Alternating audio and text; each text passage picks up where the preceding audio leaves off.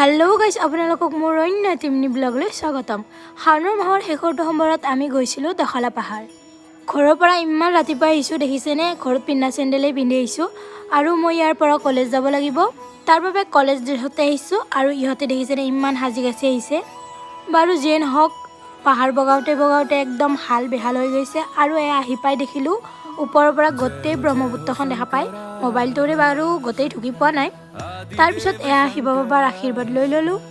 তাৰপিছত ইহঁতক অলপ ফটো চটো মাৰিলোঁ, যিহেতুকে অলপ সাজি কাচি আহিছিলে।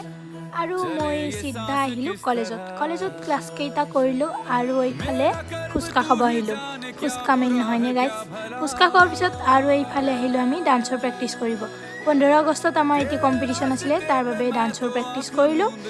আৰু ঘৰত আহোঁতেই গধূলিয়ে হ'ল, মাহঁতে মেডিকেল গৈছিলে, মাহঁতৰ লগতে আহিলোঁ। তো আজি ভিডিঅ'টোত এইখিনি আছিল। থেংকছ ফৰ ৱাচিং, বাই।